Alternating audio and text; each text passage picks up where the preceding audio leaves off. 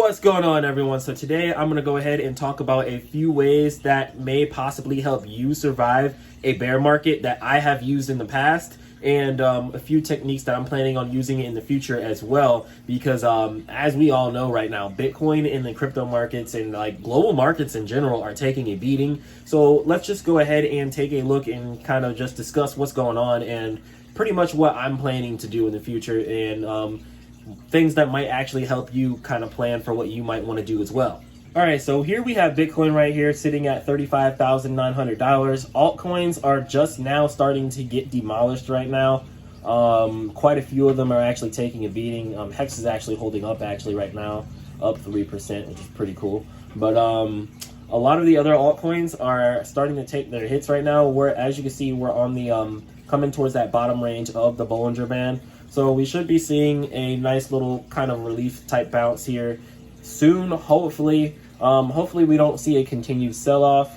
But honestly, guys, I am still short-term bearish, long-term bullish. So with that being said, just take everything that I'm saying here with a grain of salt, because I'm not a financial advisor and none of this is financial advice. But anyways, guys, let's go ahead and start talking about a few of the things that I'm personally looking at when it comes to surviving like a bear market and stuff like that, and then we'll go ahead and we'll talk about like TA and stuff like that with Bitcoin later on. All right, so first things first, we're going to talk about income. So the first thing that I want to talk about income is securing income. Obviously, we're going to want to secure income. So one of the things that you definitely may want to look into doing is making sure that we have a job that is secure. If not, then definitely go ahead and seek a secure income source, guys, because if you don't have a secure income source during like an inflationary time or like a time of like recession or just bad economic downturn, then you're definitely putting yourself in a very vulnerable position. So what kind of jobs can we look at that are normally looked at as pretty secure jobs? State jobs, you could do jobs for the state, the criminal justice system, because there's always going to be crime that's going to need to be adjusted and taken care of. And then there's also the medical field. People are always going to need medical care and attention. And then there's things like electricity and stuff like that, because we're all going to need power, and like that's not going away unless like the world's just completely ending, and we're not going to be worried about something like trying to survive a bear market. So next up, we are going to want to look at decreasing spending. So decreasing spending means things like, for me, it will be no Starbucks. I've been drinking a lot of at-home coffee. No going to the movies. I'm still trying to work on that. The new Fantastic Beasts movie came out. My wife wanted to see it, so I had to take her out to see that one. And then Sonic came out, so I had to take the kids to see that one. So yeah, but cutting down on the movies, and then there'll be like no long like distance trips, so no traveling like across the state or anything like that, because you definitely don't want to pay the gas right now, especially if you're in something like an RV or a truck. Definitely don't want to do that. Definitely don't want to pay flight fees and then hotel fees and stuff right now.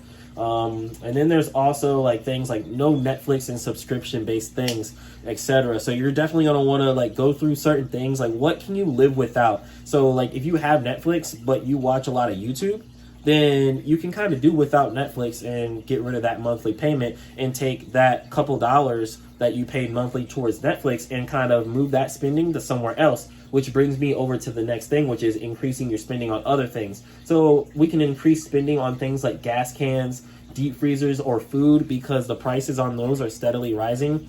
And we're possibly looking at a food shortage here with food soon. So that's definitely going to be a very, very decent investment, because if there is a food shortage, you definitely want to make sure you have food and a deep freezer and gas and stuff like that to get to work, because especially here in Florida, we had a few times with like Hurricane Irma and other hurricanes where so many people were going to gas stations and stuff that the gas stations actually ran out of gas, and there were like literally lines for like 30 minutes that you'd have to wait in just to get to a gas station. And sometimes you would wait in that line, get all the way to the front, and then the gas would be gone, and you have to wait for like one of the gas trucks to show up hours or maybe even days later and get your gas. So gas cans is definitely something that you'll want to look into having as well. And just to kind of support what I'm saying here is like, this is really close to home. So this is Tampa Bay. Food banks see more need and supply challenge as grocery costs climb. So food's going to continually cost more as the supply gets scarce. So it's pretty much the same thing with Bitcoin, guys.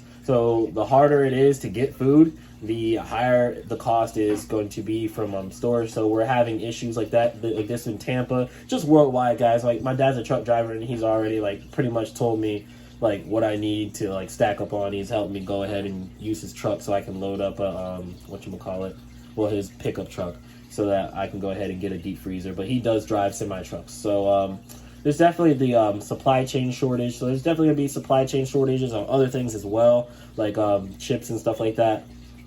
But food is a big one.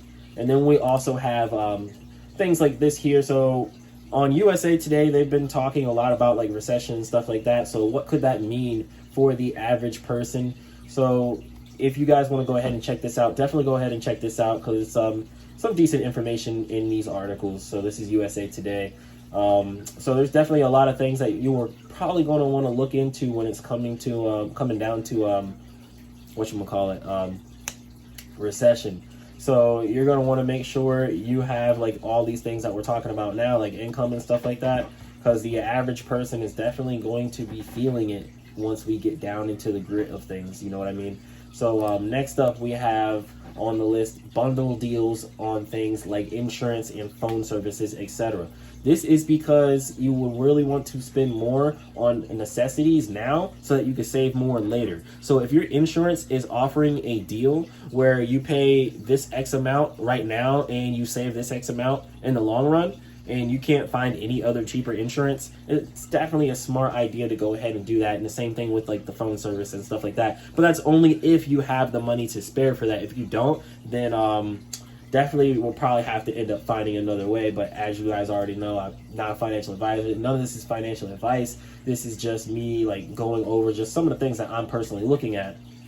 So next up on the list, there's going to be things like dollar cost averaging. So this is going to be like more crypto market and investment based. So you're going to want to do things like dollar cost average, set a comfortable amount that doesn't overextend your income to dollar cost average and accumulate over a long period of time. So we're going to go ahead and explain this right now.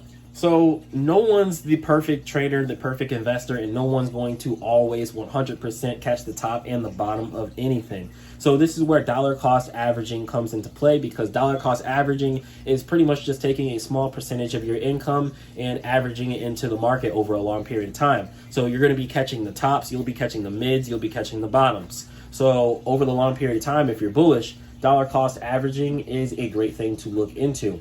So a lot of people actually overextend themselves in the market very, very often. So let's go and talk about a few times where there was a large amount of people who overextended themselves in the market that were mostly new to the crypto market.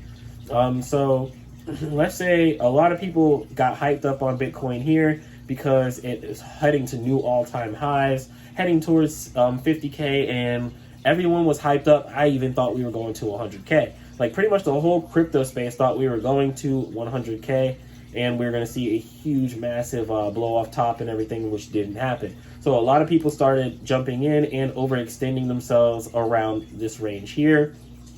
And even more people came in later after we topped out around here and we hit 60K, because like, holy crap, 60K, that's over 50K. That's overweight, halfway to 100K now. Like, we should be going to 100K, so this is probably a good investment, right? No. So people got in here, and then boom, we took a very, very massive hit all the way down to pretty much, we tapped down on 28K actually one good time. And a lot of people got overextended and had to kind of force themselves to take L's down here because they overextended themselves so much that they used money that they probably needed. Or, well, that's what overextending is, using money that you shouldn't be using in the market and investing. So pretty much they overextended themselves and they had to sell out here for way less than what they bought up here for. And I'm talking for Bitcoin, altcoins, everything. So, and if you were in altcoins, it was just even worse because you took even more of a hit than Bitcoin did back here. And then the same thing now, actually, when you're looking at it here, some people probably started getting bullish again because we recovered. And then boom, we're back down again. And now what we're looking at is we may actually continue to go downward because of the global economic factors from a macro point of view. So what we're going to go ahead and look at right now is just different ways that we could kind of bring in more income to kind of dollar cost average with, and then I'm gonna go ahead and talk about the charts and stuff here in a minute. All right, so this right here is like, if your job is good and it's a stable job and you know you're not gonna lose it, and but you just know for a fact you're not going to go ahead and be getting a raise or anything, the eBay is a very, very great place to start a side hustle, guys. I've made thousands of dollars here. My uncle Retro Crypto, check his page out, definitely. He has made a living off of this, literally like a whole year's salary, multiple years straight. With him and his wife, they've done a very, very great job on eBay. And he actually has another channel called Auction Up, where he actually talks about like going to auctions and stuff, buying things for cheap, and then coming on eBay and flipping them for hundreds, even thousands of dollars more than what he bought them for. So this is obviously going to be a very great #1 place because the fees here are very low, and you're not getting charged as if you were going to somewhere like Amazon or something like that.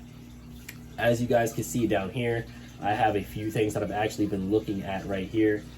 I actually have some sitting down here that I'm planning on listing possibly later today. So I got this card right here. I bought this card for literally like $5.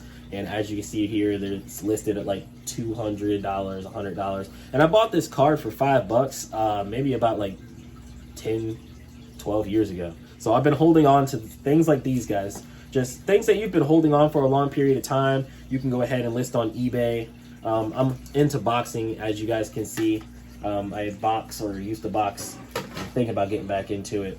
Almost went professional, and then COVID hit, and my promoter ended up getting sick and dying and everything. So that happened. But and then I stopped working out because I didn't get the vaccine. So I stopped going to the gym because a lot of gyms weren't accepting people. But anyways, let's go ahead and talk about other things. So you can also go ahead and sell things like guitars. We can go ahead and sell things like this here, which is like things like electronics, like drones and stuff. So you can sell expensive stuff rather than like going and like looking for like collectors things like this. Like my wife, she's a big Superman fan, and she has this magazine in here with this card pack we've been holding on. She's been holding on to that for like 20 plus years, like longer than me. And then I also have like comics and stuff right here. I just kind of want to show you guys at this point now. I'm a big nerd. So I got Batman comics, like old school Star Wars comics, like the whole shebang, you know what I mean? I've been holding on to a lot of this stuff for years now. So just stuff like that, because people who have money are probably still going to be spending money, obviously. So just stuff like that you can go to eBay with. Now, if you have a little bit more to spend, you can definitely look into doing things like Shopify, which you could start up your own side hustle this way, especially if you have your own materials, or if you want to do something like drop shipping or something like that, and you're very confident in yourself. So like with this, you're going to have a bit more confidence and a bit more consistency with your hustle, because here you'll be spending anywhere between like $35 and $80 a month, depending on what plan you want to go to, and maybe even more depending on exactly what you're trying to sell and what you're trying to do here. So this is another option, and there's tons of options out there, guys, for side hustles. So I can't really go into side hustles too much, but YouTube's a side hustle. You can do things like YouTube, just tons of things out there, guys. So definitely look into finding different side hustles. So let's go ahead and look back at this chart really quick. All right, guys, so here's where the real talk starts. So as you guys can obviously see here, we've been on a sharp downtrend, just like boom, just sharp downtrend straight down. So I'm definitely expecting a possible bounce from here. I would really like to see Bitcoin come up and hold around 40K. This is like our last straw, pretty much, in my personal opinion. If we cannot hold this and go any higher, this would be like the 6th or 7th time that we get rejected. So that's like the nail in the coffin for me personally. So if we can hold 40K, for me personally, I'm not going to be bullish crypto again. Well, not crypto again, but like I'm short-term bullish. I'm short-term bearish, long-term bullish. So I'm bullish on crypto, but I'm not going to be short-term bullish until we get around like, I'm not going to be short to mid-term bullish until we get around like maybe 50 to 53K, guys. And I'm just being completely honest with you guys. So I'm not really going to be bullish until we get around, we're not even going to have 50K, I'm not even probably going to be bullish. I'm going to be still skeptical. I won't be as skeptical if we get to about 53K and we hold above that. But guys, that kind of says something, because look, 53K is not very far off from our all-time high. So that kind of says where we are in the market in general. Like, in order for like many to be bullish again, like 100% bullish, we have to be near all-time highs. Like that speaks volumes in my personal opinion. So that's just something to keep in mind. Now I'm going to talk about something that is not popular opinion at all, since we're talking about opinions here. So as you guys can see here, back in 2017, Bitcoin went all the way up to 20K. We all know this. And then it dropped all the way down to 3K. So that was an 85% dump, right? 20,000 minus 85%. That was a 85% dump. So if we were to dump 85% from where our previous all-time high of around 69,000 was, if we were to dump 85%, that would bring us down to 10K. And I know a lot of people have been bringing up 10K on crypto Twitter and just different social platforms. But in my personal opinion, it's really hard for me to see 10K along with a lot of other people as well. But it's possible. It's on the table still. Like, we can't rule that out. But I really don't think we're going to see 10K with the amount of just large social interest in crypto and Bitcoin now. Like, back then we didn't have things like different countries using Bitcoin as legal tender and just adopting it as currency. We didn't have as many just celebrities and just very, very wealthy individuals interested in crypto. You know what I mean? So we're in a different time right now, but that doesn't mean that we can't go down, guys. So I still believe that we can go down and see this 20 to 25K range, 28 to 20K range, guys, with 25K being the median. So I still believe that we can go that low. So with that being said, let's say we don't do a 85% drop from 69K, but we go for a 65 to 70% drop. Let's say we go for a 60% drop. So a 60% drop puts us at 27K. So I still think that we could possibly see a 60% drop. So it's not going to be as heavy as a drop as we've seen previously, but we can see a drop. Now that definitely doesn't rule out going much lower, because there's a few other things a few other factors that haven't really been taken into account just yet, because nobody knows what's going to happen in the future as far as like COVID, political things with like elections and stuff like that, regulation, and we have a possible world war about to happen as well. So like there's just tons of things going on, things that we were just talking about, obviously. And then we also have like food supply shortages and just so many crisis type things like looming around, that honestly, guys, in my personal opinion, Bitcoin has done very, very well as a hedge against inflation. When you kind of compare it to the stock market and other things, guys, Bitcoin's actually held fairly decent. I mean, for Bitcoin to be holding and as hard as it possibly can around this 35 to 40K range, this 33 to 40K range, it's holding up fairly well for something that a lot of people would consider very, very risky. So that's another thing to take into account here as well, is like if Bitcoin was as risky as many people say it was, then we'd be all the way down here already. Like, there's just so much stuff going on. Everybody would have just dumped it, you know what I mean? But it hasn't been dumped like that just yet. So that's another thing to take into account. So another thing that I'm personally looking at right now with Bitcoin as well is this range here. Like, honestly, if we drop anywhere below 35K and we go into 34, I think the downside risk is going to greatly increase, and we might see a very, very swift swing down to this bottom line right here, which I'm going to pretty much call like a support range, which is going to be like that 30 to 20, like 28 to 30K.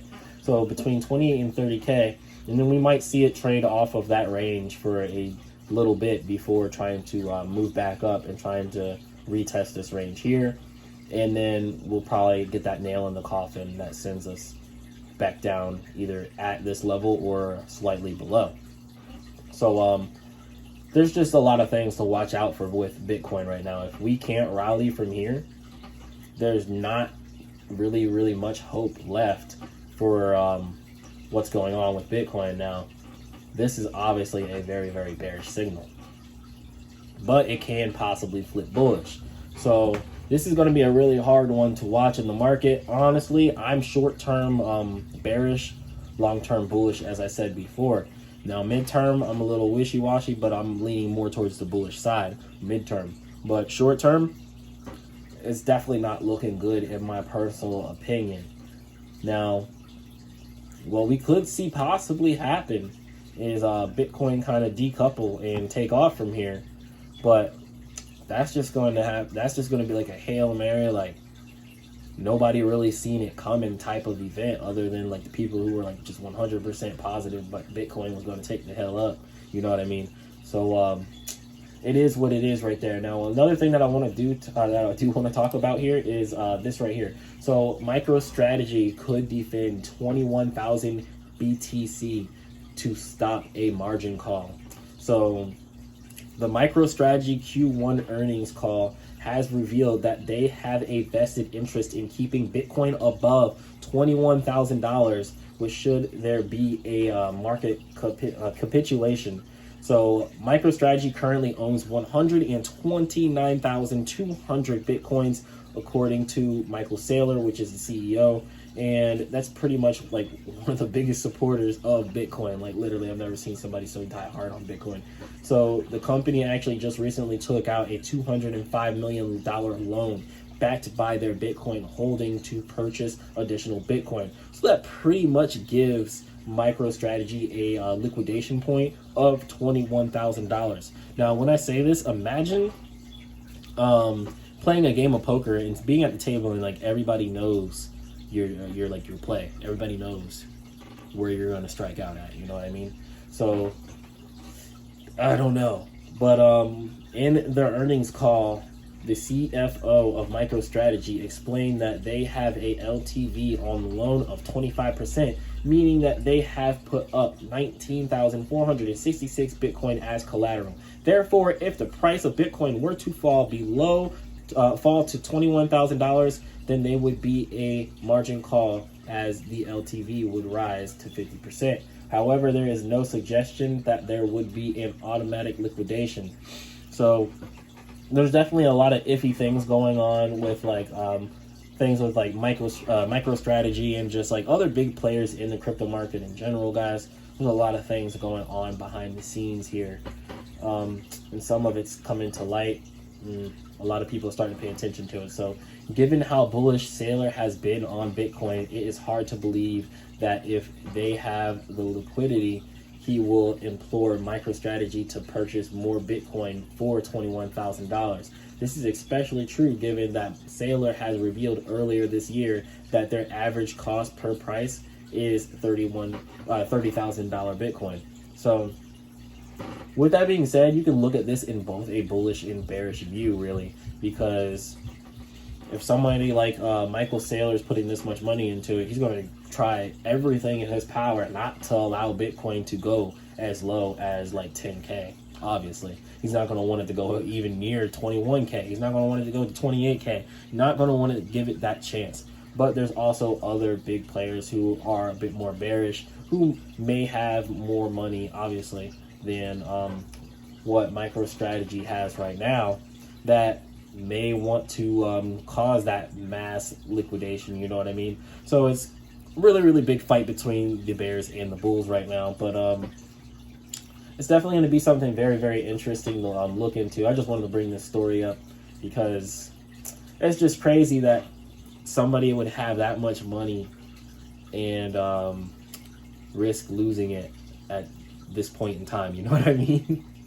But I guess if you're that bullish, you're that bullish. You know what I mean?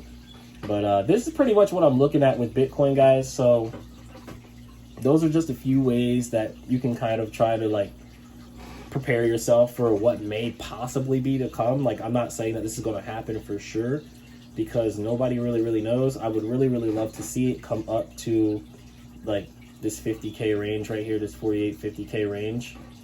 and see like just a massive move up. But I'm just not 100% sold on things just yet. Now, if we were to fall down though, it would really just disrupt this long-term trend line here that Bitcoin has going on. So that's another thing to take into account as well, is we haven't really gone below the long-term trend line.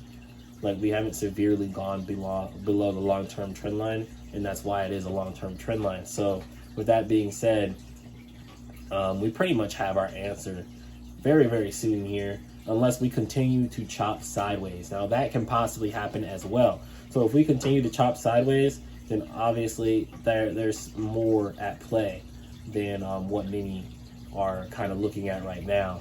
And I think that would be a very bullish notion for Bitcoin if we were actually to chop sideways and continue to chop sideways without really trickling down too much lower, you know what I mean?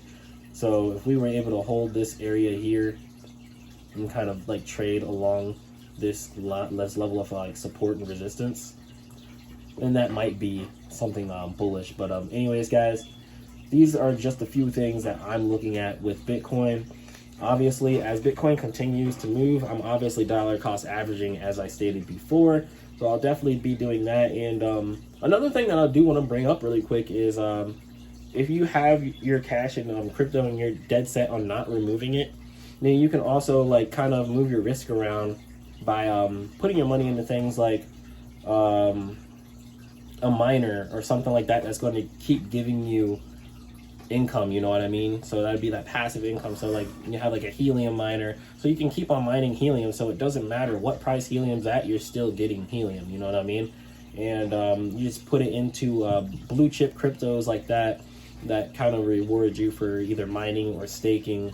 And then you can stake, especially things with like a high APY, APR, or anything like that. So things where you can stake for longer periods of time as well, like Proton loan, you can put your cash into a loan and you can do a stake for up to 4 years. So obviously it's not going to matter whether or not the market's short-term bearish or bullish, because in 4 years you're obviously probably going to be long-term bullish on crypto. So it'll hold your money for you and pretty much stop you from making any other rash decisions. So that's another good thing about doing long-term stakes. Hex offers something like that as well, where you can put your money in there and put your crypto in there, and if you put your Hex in there and try to pull it out early, you get penalized for doing so. So that is a very great incentive for like keeping people from making the wrong decision.